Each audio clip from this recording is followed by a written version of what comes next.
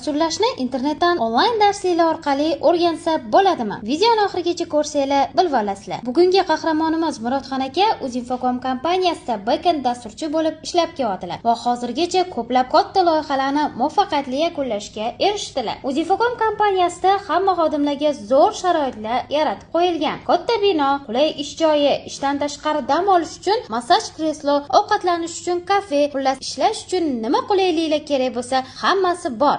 Murodxon akani IT ga qiziqib qolishlari universitetda o'qiyotgan paytlari boshlangan ekan. Lekin universitetda dasturlashdan unchalik zo'r bilim olmaganliklari uchun o'zlari internetdan onlayn darsliklar topib o'rganishni boshlagan ekanlar. Dasturlashni mustaqil o'rganganlari sababli oddiy kodlarni yozish uchun ham juda ko'p vaqt sarflagan ekanlar. Ish topishlariga ham 2 yilcha vaqt ketgan ekan. Qahramonimizdan mana siz dasturchi bo'lib ish topish uchun shuncha qiynalgan ekansiz. Dasturlashni tez va osonroq o'rganishimiz uchun nima maslahat bera olasiz deb so'raganimizda o'zlari ishlayotgan Uzinfocom kompaniyasi qoshida ochilgan Yustadia IT akademiyasini tavsiya berdilar. O'sha yerda kurslarida o'qisanglar, o'qish davomida Uzinfocomda stajirovka qilib, real loyihalar bilan ishlab, men bosib o'tgan yo'lni ancha tez bosib o'tasizlar. Agar o'zingizlarni yaxshi ko'rsatsanglar, Uzinfocom kompaniyasida ishda ham olib qolishadi dedilar. Agar sizlar ham Yustadia kurslarida o'qib, Uzinfocomdaqa katta IT kompaniyaga ishga kirmoqchi bo'lsanglar, unda kommentda plus qoldir